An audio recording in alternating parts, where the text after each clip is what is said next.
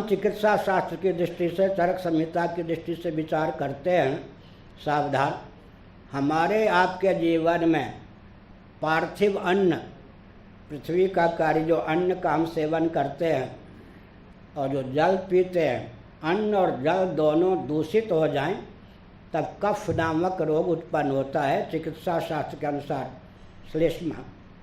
इसी प्रकार से जो तेज हमारे जीवन में है उसमें विकृति आ जाए तब पित्त नामक रोग उत्पन्न होता है।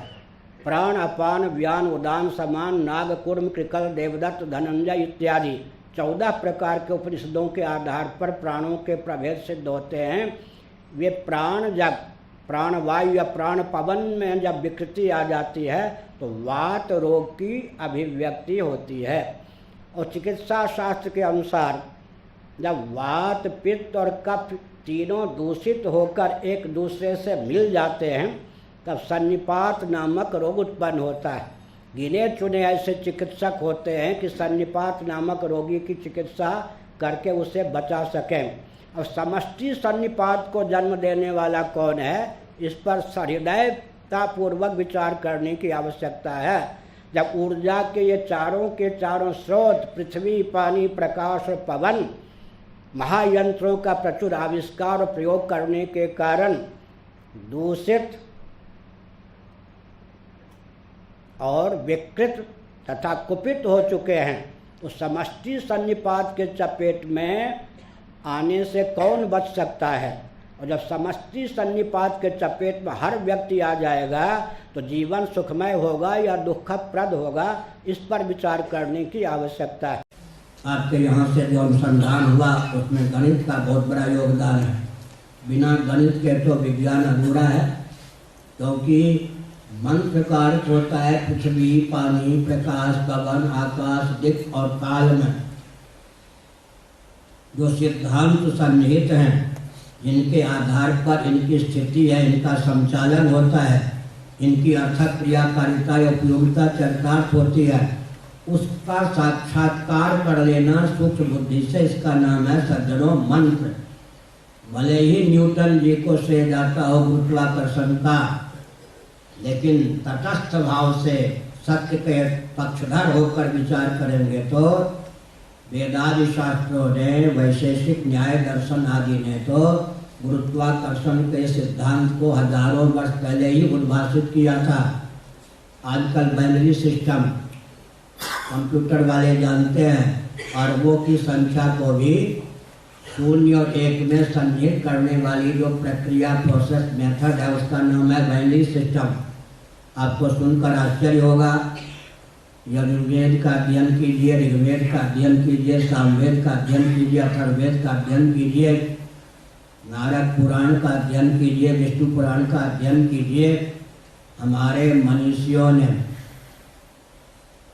0 और 1 का विज्ञान सृष्टि के प्रारंभ में ही अभिव्यक्त किया था। विश्व में जितने दार्शनिक विचार अब तक हैं, आगे संभावित हैं, सबको ध्यान में रखकर मैं एक संकेत करता हूँ।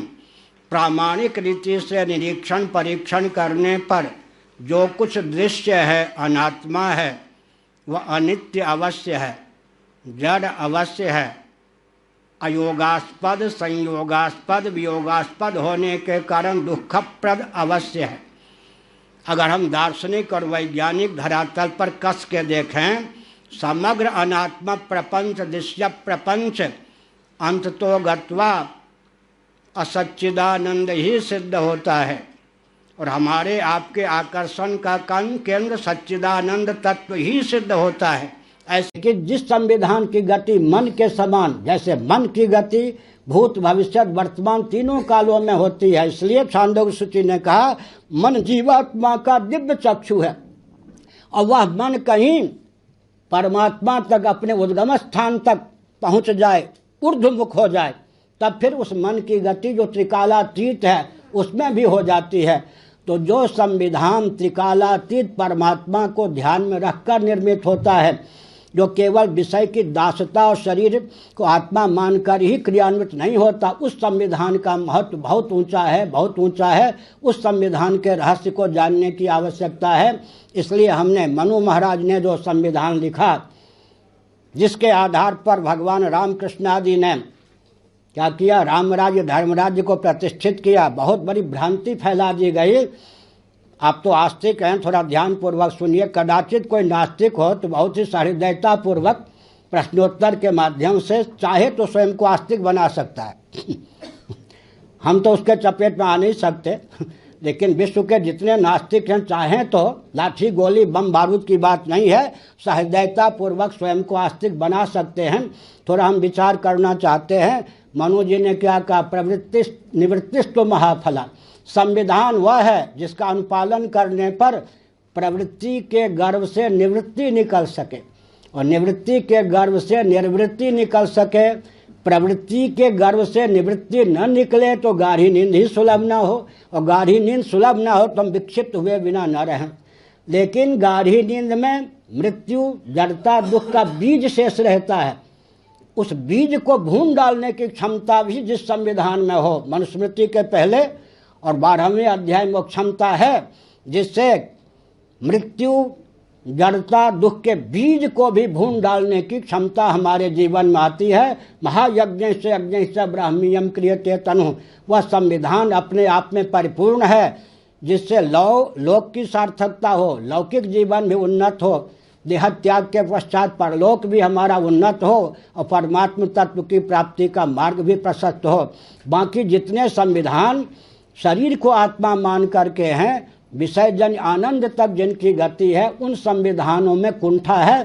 प्रवृत्ति को निवृत्ति और निवृत्ति को निर्वृत्ति तक पहुंचाने की क्षमता नहीं है। भगवान की शक्ति जो प्रकृति है, उस प्रकृति के द्वारा प्रदत्त जितने भेद हैं, वे सब के सब व्यवहार के साधक हैं या बाधक? व्यवहार के साधक हैं। अब प्रश्न क्या उठता है, भेद के मूल में भेद होगा या कोई अभेद होगा? भेद को साधने वाला अभेद होगा या भेद ही होगा? उंगलियों में भेद है या नहीं? लेकिन हथेली में कहाँ भेद है? ये 5 उंगलियों को साधने के लिए अभेद है या नहीं? क्रिया के मूल में क्रिया तो नहीं होगी ना। अब थोड़ा विचार कीजिए, ऊपर आकाश है, स्थिर है, और पृथ्वी नीचे है, वो भी अपेक्षाकृत स्थिर है, तब बीच में जल, तेज और वायु का प्रवाह संभव है। क्या? जल गतिशील, तेज गतिशील, पवन गतिशील। इन तीनों गतिशीलों को साधने के लिए ऊपर स्थिर आकाश और नीचे पृथ्वी स्थिर है, तब ये 3 की सत्ता है, 3 की उपयोगिता सिद्ध होती है। तो भेद के मूल में तो अभेद होगा, भेद का पर्यवसान तो अभेद में होगा, गति के मूल में स्थिति होगी, ये नियम है। तो पहला शाप भौतिकवादियों को क्या प्राप्त है वेद वेदांत की ओर से? अरे वो भौतिकवादियों, सकल भेदों का सदुपयोग करते हुए निर्भेद परमात्मा तक तुम मन को नहीं पहुंचा सकते।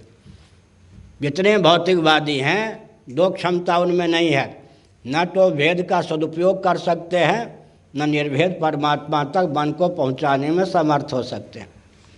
निर्भेद की ओर संकेत करता है विज्ञान। Matter is nothing but energy, ये क्या है? अभेद की ओर संकेत है या नहीं? Matter is nothing but energy. पदार्थों में विविधता है, लेकिन एनर्जी, ऊर्जा में विविधता नहीं है, वो एक है। लेकिन वो एनर्जी जड़ है या चेतन? जगत उसका परिणाम है या विवर्त? इन सब प्रश्नों को करें तो उत्तर फिर वेदांत के पास है, वेदांतियों के पास है। इसी प्रकार से matter can neither be created nor destroyed. ये क्या है? ना सतो विद्यते भावो ना भावो विद्यते सतः अव्यक्तादीनि भूतानि व्यक्त मध्यानि भारत। एक बहुत ही रहस्य की, आह्लाद की बात है। हमारे पूज्य गुरुदेव स्वामी श्री कृपाचार्य जी महाराज का एक निबंध पुस्तकाकार हमारे यहाँ से छपा है, नास्तिक भी आस्तिक। जो सज्जन कहते हैं कि मैं ईश्वर का अस्तित्व नहीं मानता, वो भी 2 मिनट में आस्तिक हो सकते हैं। कोई ऐसा विश्व में माई का लाल नहीं है जो ईश्वर को न मानता हो, लेकिन फिर डंके की चोट से कहते मैं ईश्वर को नहीं मानता। उसका रहस्य क्या है? मैं उदाहरण देता हूँ। कोई व्यक्ति पानी को नीरू कहता है, दक्षिण वाले तन्नी कहते हैं, अंग्रेजी वाले वाटर कहते हैं। या जो दुधमुहा बच्चा है जिससे अभी भाषा का ज्ञान ही नहीं है, बोल ही नहीं सकता है, प्यास लगने पर उसकी माँ उसे भी पानी पिलाती है या स्वयं ही वो पानी पीता है, उस दुधमुहे बच्चे से क्या कहिए, क्या तेने पानी पिया? वो बेखट के सर हिला देगा। पानी तो पिया लेकिन झूठ भी नहीं बोल रहा है। उसे पता नहीं कि जिसके पीने से प्यास की निवृत्ति हुई उसी का नाम पानी है। इसी प्रकार जो व्यक्ति डींग मारते हैं कि ईश्वर है ही नहीं, मैं ईश्वर को नहीं मानता। बिहार में कहावत है, देव पितर सब पेट भीतर। मिथिला में देव पितर सब पेट भीतर। जो डंके की चोट से कहते हैं मैं ईश्वर को नहीं मानता, ठीक है, आप ईश्वर को नहीं मानते हैं, लेकिन आप चाहते किसको है? आपकी चाह का जो सचमुच में विषय है उसी का नाम तो ईश्वर है, उसी का नाम तो परमात्मा है। आप बंध्या पुत्र को तो नहीं चाहते। आपकी चाह का विषय अभाव तो नहीं हो सकता, आपकी चाह का विषय तो जिसका अस्तित्व वही हो सकता है। आप क्या चाहते हैं? ऐसा जीवन जहाँ मौत की छाया न पहुँच सके, अर्थात मृत्युंजय होकर अमृत स्वरूप होकर शेष रहना चाहते हैं या नहीं? उसी का नाम तो ब्रह्म है, परमात्मा है, सत्यम ब्रह्म। आप क्या चाहते? अखंड विज्ञान, जहाँ अज्ञान की जड़ता की छाया भी न पहुँच सके, अखंड विज्ञान, उसी का नाम तो क्या है? ईश्वर है। ज्ञानम ब्रह्म विज्ञानम आनंदम ब्रह्म। आप क्या चाहते हैं? अखंड आनंद, जहाँ दुख वेदना की छाया भी न पहुँच सके, उसी का नाम तो परमात्मा है, आनंदो ब्रह्म आनंदम ब्रह्म। जीव की चाह का जो सचमुच में विषय है उसी का नाम सच्चिदानंद है, और वेदों ने उसी को सज्जनों ईश्वर कहा है। इसलिए विश्व में कोई भी ऐसा नहीं जो ईश्वर को न मानता हो। हृदय अग्नि पुराण के अनुसार मैं बोल रहा हूँ, काल से संबद्ध गणित, दिक् से संबद्ध गणित और वस्तु से संबद्ध गणित। इसलिए गणित की पकड़ दिक् में भी है, काल में भी है, वस्तु में भी है। तो गणेय की गणना का नाम गणित है। यह गणित की पूर्ण परिभाषा नहीं है, आंशिक परिभाषा है। श्री भारती कृष्ण जी महाराज के संबंध में मैंने एक संकेत किया। इस समय जो वैदिक मैथमेटिक्स उनके द्वारा विरचित है उसमें 16 सूत्र हैं। पूरे ग्रंथ पढ़ने पर 22 उपसूत्र मुझको मिले। लोगों की प्राय धारणा है कि 13 उपसूत्र हैं, ऐसा नहीं, 22 हमने अपने ग्रंथ में, अभी जिसका लोकार्पण होगा, वैदिक मैथमेटिक्स में 16 सूत्र हैं, 22 उपसूत्र हैं। कुल मिला करके कितने हो गए? 38 सूत्रों की संरचना की गई। उन सूत्रों का अगर वर्गीकरण करें तब क्या होगा? गणना की दृष्टि से, अंकन की दृष्टि से एक गणित। वैदिक मैथमेटिक्स में कुल 13 सूत्र ऐसे हैं वो साक्षात गणना से संबद्ध हैं, गणित से संबद्ध हैं। उदाहरण के लिए एकाधिकेन पूर्वेण, एकान्यूनेन पूर्वेण निखिलम नवतः चरमम दशतः इत्यादि 13 सूत्र साक्षात योग, ऋण, गुणन, भाग, संख्या से संबद्ध हैं। अतिरिक्त 25 सूत्र बनते हैं, वो अध्यात्म अर्थात दर्शन, विज्ञान और व्यवहार से संबद्ध हैं। तो एक वैदिक मैथमेटिक्स में जो सूत्र दिए गए हैं, उन सूत्रों के आधार पर अगर हम गणित की परिभाषा करें तो विचित्र परिभाषा प्राप्त होती है। गणना, गणेय की गणना 1, दर्शन 2, विज्ञान 3 और व्यवहार 4। इन चारों का संवेद स्वरूप गणित है। फिर से सुनिए, केवल गणेय की गणना तो प्राधान्य न व्यपदेश। गणेय की गणना का नाम ही गणित नहीं है, मुख्य रूप से गणित उसी को कहते हैं। लेकिन वैदिक मैथमेटिक्स में जो सूत्रों का प्रयोग किया गया है, 16 सूत्र हैं, 22 उपसूत्र हैं, उनका अगर हम वर्गीकरण करें तो मालूम होता है कि 13 सूत्र साक्षात गणित से संबंध हैं, गणना से संबद्ध हैं। लेकिन अतिरिक्त जो सूत्र हैं, कुछ सूत्र दर्शन से संबद्ध हैं, कुछ सूत्र विज्ञान से संबद्ध हैं और कुछ सूत्र व्यवहार से संबद्ध हैं। इस प्रकार सिद्ध होता है कि गणित गणना, दर्शन, विज्ञान व व्यवहार चारों का समवेत स्वरूप है। प्राप्त कर पाते, नासा उनको अपनी ओर बुलाता है, आविष्कार उनका होता है, मुहर नासा लगाता है।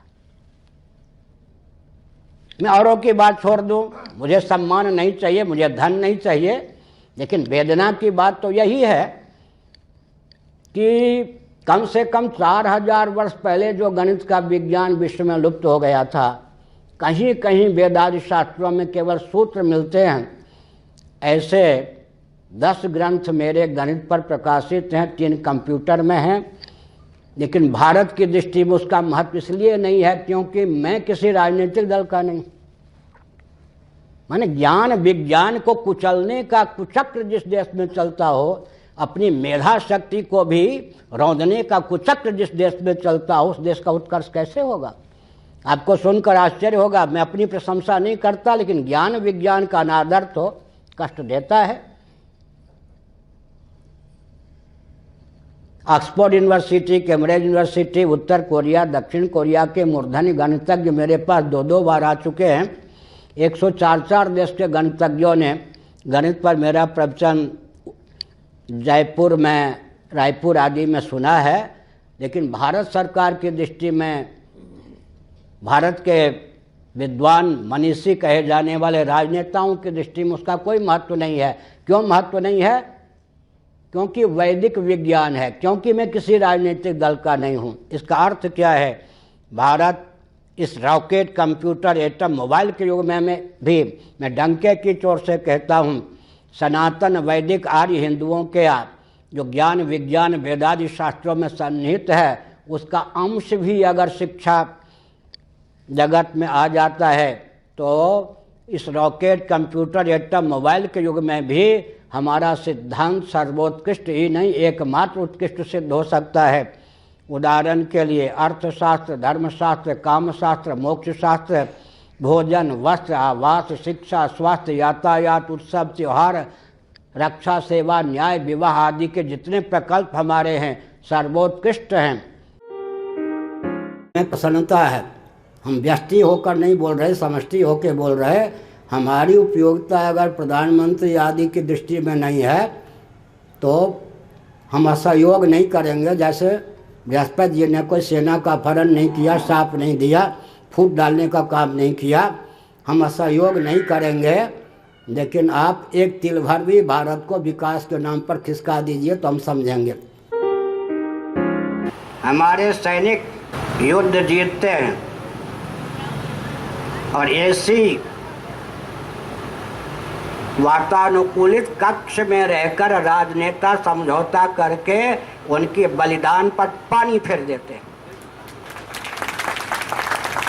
न चाहते हुए भी लाल बहादुर शास्त्री जी ने भी यही किया। ताशकंद वार्ता, अपने प्राणों को हथेली पर रहकर हमारे देशभक्त योद्धा जूझते हैं, लेकिन 2 घंटे की वार्ता के ब्याज से राजनेता उनके बलिदान पर पानी फेर देते हैं। वाजपेयी जी को मैंने सावधान किया था 7 महीने पहले जम्मू कश्मीर आदि क्षेत्र की यात्रा करके, और मैंने घोषणा कर दी थी पटना में और भुवनेश्वर में पाकिस्तान आक्रमण करने वाला है। हमारी बात अनसुनी की गई। 7 महीने बाद कारगिल युद्ध हुआ। जानबूझकर सैनिकों को गाजर मूली की तरह कटवाने का अभियान है। यह सार्वजनिक सभा है। मुझे जितनी बात मालूम है शायद सेनाध्यक्ष को उतनी बात न मालूम हो सीमा के संबंध में। समझ गए? मैं एक संकेत करता हूँ।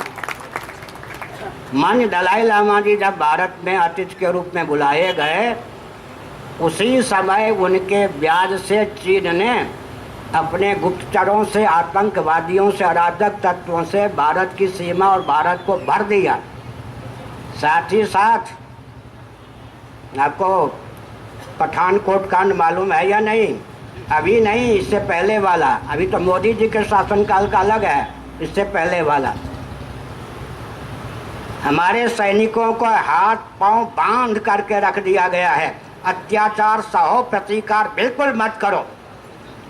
यह जो लोकप्रियता का दुर्व्यसन प्रधानमंत्री, रक्षा मंत्री, गृह मंत्री के पास है, यह भारत के लिए अत्यंत अपराध है और सैनिकों को बेमौत मरवाने का षड्यंत्र है। क्यों विलंब हो रहा है? हमारे लाडले लाल सैनिकों पर अत्याचार हो रहा है, क्यों केंद्रीय शासन तुम सह रहा है? आजकल जो भारत है वो विभाजन के बाद का है या नहीं? है। और विभाजन किसके नाम पर हुआ था? दो कौम में किसके नाम पर विभाजन हुआ था? विभाजन के बाद का जो शेष भारत, अगर उसमें हिंदू धर्म के अनुसार शासन हो तो विश्व के सर में दर्द क्यों? मानवाधिकार की सीमा में भी विचार करें तो जब मोहम्मद साहब का, ईसा मसीह साहब का प्रादुर्भाव नहीं हुआ था तब कौन सा धर्म था विश्व में? और पूरे विश्व के जितने प्राणी हैं उनके पूर्वजों का नाम क्या था? अब महाभारत पढ़िए, श्रीमद् भागवत पढ़िए, मरीचि, उससे भी ऊपर लीजिए दक्ष, प्रजापति, मरीचि, फिर कश्यप। इन महर्षियों के धर्मपत्नियों के गर्भ से गरुड़ भी उत्पन्न हुए, शेषनाग, सर्प भी उत्पन्न हुए, स्थावर प्राणी तरुलता गुल्म इत्यादि भी उत्पन्न हुए। सबके पूर्वज का नाम सनातन वैदिक आर्य हिंदू है या नहीं? किसी के पास 10,000 वर्ष का भी इतिहास है क्या? मोहम्मद साहब हों या ईसा मसीह साहब हों, मैं अनादर पूर्वक नहीं बोलता, ये भी तो 5,000 वर्ष पहले नहीं हुए, इनके वही समय मालूम है। तो अगर विश्व में 1, 2, 3 राष्ट्र, भूटान, नेपाल और भारत हिंदू राष्ट्र हो जाता है तो बाकी का गला थोड़े घोंट लेगा। और मैं कभी यूँ उदास नहीं होता। क्यों नहीं होता? जिससे भगवान को जो कराना होता है उसमें कोई कितना भी विघ्न डाले सफल हो सकता है। मैं एक संकेत करता, हम ये नहीं कह सकते कोई साथ नहीं देता। अरे युधिष्ठिर जी से जो करवाना था, एक विचित्र बात है, महाभारत पढ़िए, वाल्मीकि रामायण पढ़िए, सारी योजना ऊपर होती है ब्रह्मलोक में। जिस योजना को लेकर ये कारक कोटि के व्यक्ति महापुरुष आते हैं या साक्षात भगवान आते हैं, ऊपर से ही सारे परिकर भी आ जाते हैं और समय पर वो मिलते जाते हैं। अगर कोई कहे हाय मैं असफल रहा, किसी ने साथ नहीं दिया, समझिए कि उसको भगवान ने निमित्त ही नहीं बनाया है। क्या? जिस व्यक्ति से जिस कार्य की सिद्धि होनी है, ये ईश्वरीय संविधान है कि उसके सहयोगी, जिसको जब सुग्रीव की प्राप्ति जब होनी थी तभी राम जी को हुई। एक विचित्र बात है, हमने संकेत किया सुग्रीव की प्राप्ति, विभीषण की प्राप्ति जब होनी चाहिए थी तभी हुई। तो हम ये रोते नहीं कि कोई साथ नहीं देता है। क्यों नहीं साथ? हम कैसे कहेंगे? जिस कार्य को करने के लिए भगवान ने हम लोगों को भेजा है, हम भगवान के अवतार नहीं हैं, लेकिन लुल्लु बुद्धू नरक से भी तो नहीं आए हम। ऐसा तो नहीं है कि नरक से आ गए हो। जिस जिस कार्य की सिद्धि के लिए भगवान ने हमको भेजा है, जो दायित्व दिया है, उसमें जो सहयोगी होना चाहिए, जिस सहयोगी की जब प्राप्ति होनी चाहिए तब हो ही जाती है। तो हमने एक संकेत किया, भविष्यवाणी तो नहीं करते, केवल हम संकेत करते हैं। पूरे विश्व में विचित्र आमूलचूल परिवर्तन होगा। पूरे विश्व में, विशेषकर भारत में, शासन तंत्र बिल्कुल पलट जाएगा और ये भौतिकता की सीमा में विश्व में कोई शासन तंत्र टिक नहीं सकता है। और व्यास गद्दी के पुरोधा इतने प्रबल होंगे, विश्व की सारी शक्ति मिलकर भी उनसे भिड़ करके भी उनको नीचे डिगाने में समर्थ नहीं होगी। इसलिए बलिहारी सी बात की है कि अभिमान को छोड़ करके जो सनातन सिद्धांत है उसको समझने का प्रयास किया जाए। सनातन सिद्धांत के अनुसार अगर भारत में व्यक्ति और समाज की संरचना का प्रकल्प हो तो भारत पूरे विश्व के लिए वरदान सिद्ध हो सकता है और विश्व भी बहुत उत्कर्ष को प्राप्त कर सकता है। हम लोग सोए हुए नहीं हैं, बहुत जागरूक हैं और समग्र गोवंश की रक्षा का मार्ग किस प्रकार प्रशस्त हो उसके लिए स्वस्थ वीर रचना भी कर रहे हैं। और एक भविष्यवाणी भी सुन लीजिए, गो नवरात्र में भी मेरे मुंह से निकला था और अभी भी निकल रहा है। कई महीने से मैं या 2-4 वर्षों से मैं अपने सचिव जी को कहता रहा हूँ कि असंभावित ढंग से शंकराचार्यों के मठ का शोधन होगा। उसकी प्रक्रिया शुरू हो गई। जैसा निर्णय इलाहाबाद हाई कोर्ट ने दिया है उससे तो शासन ये शंकराचार्यों के मठ व्यासपीठ के शोधन की प्रक्रिया भगवान ने शुरू कर दी है। अब मैं फिर आज कहता हूँ, बस थोड़े ही समय में ऐसी देश में विकट परिस्थिति उत्पन्न होगी जिसकी कल्पना किसी ने न की हो और शासन तंत्र के शोधन का मार्ग भगवान की शक्ति और दूती प्रकृति और उसके परिकर पृथ्वी पानी प्रकाश पवन आकाश के द्वारा प्रशस्त होगा। इसलिए जितने राजनीतिक दल हैं मंच पर मंचन करने वाला हमको न समझें, वे सावधान हो जाएं, उनके ऊपर भयंकर संकट आने वाला। अगर वो संभलते नहीं, प्रशस्त मान बिंदुओं की रक्षा के अनुकूल अपने को ढालने का प्रयास नहीं करते तो भारत में आमूल चूल शासन तंत्र के परिवर्तन का योग अब प्राप्त होने वाला है और व्यासपीठ के माध्यम से ही शासन तंत्र का शोधन होगा और अपेक्षित शासन तंत्र भारत को प्राप्त होगा। हर हर महादेव। मुझे बहुत कष्ट होता है, ये राजनेता आप लोगों को छोड़कर न ये राजनीति की परिभाषा जानते हैं, न अर्थशास्त्र की परिभाषा जानते हैं, न इनको किसी प्रकार का विवेक है, फिर भी ये संतों से अपने को ऊंचा समझते हैं। हमने संकेत दिया, ये लोग क्या समझते हैं मालूम है क्या? शंकराचार्य ये संत महात्मा मिलकर के कोई नई पार्टी बनाएंगे, नई पार्टी बनाएंगे तो आप जैसी उनकी स्थिति हो जाएगी। अगर किसी पार्टी से मिल जाएंगे तो झूठे हो जाएंगे, सब पार्टियों को क्या रसातल में पहुंचा देंगे, यही गुमान है नहीं राजनेता। हाँ, हर पार्टी को रसातल में पहुंचा करके भी धर्म नियंत्रित पक्षपात विहीन शोषण विरोध सनातन शासन तंत्र की स्थापना में भाजपा है। श्री राम जन्मभूमि के नाम पर और गाय के नाम पर भाजपा आई है, सारा इतिहास मुझे मालूम। सारी योजनाएं वृंदावन में बनती थी, इन एमएलए एमपी को कुछ नहीं पता है। सारी योजना वृंदावन में बनती थी, बनाता कौन था? मैं संकेत करता हूँ, स्वामी वामदेव जी महाराज न होते और अंदर से मेरी प्रेरणा न होती तो क्या होता है, समझ गए ना? राम जी के नाम पर ये आए हैं, कौन? भाजपाई। और किसके नाम पर आए हैं? गाय के नाम पर आए हैं। उनको अंगूठा दिखाने का प्रयास न करें। और मैं एक संकेत करता हूँ, अभी भाजपा को अवसर है उचित शोधन अपना कर ले तो कांग्रेस और भाजपा के अनुगामी दल अपना शोधन करने के लिए बाध्य होंगे। अगर भाजपा भी अपना अपेक्षित समय की सीमा में शोधन नहीं करती है तो किसी भी शासन तंत्र हम सहेंगे नहीं। फिर जो हमारा प्रचंड रूप आचार्य का होता है, शंकराचार्य कौन होते हैं जी? महंत मंडलेश्वर होते हैं। शंकराचार्य का अर्थ होता है शासकों पर शासन करना। शंकराचार्य का अर्थ होता है शासकों पर शासन करना। इस बात को भूल जाए सरकार। शंकराचार्य को क्या होते हैं? मंत्र होते हैं, मंडलेश्वर होते हैं, पुजारी होते हैं। मंत्र बहुत ऊंचे, पुजारी बहुत ऊंचे, मंडलेश्वर बहुत ऊंचे। इस बात को सरकार न भूले। शंकराचार्य का दायित्व होता है, क्या दायित्व होता है? शासकों पर शासन करना।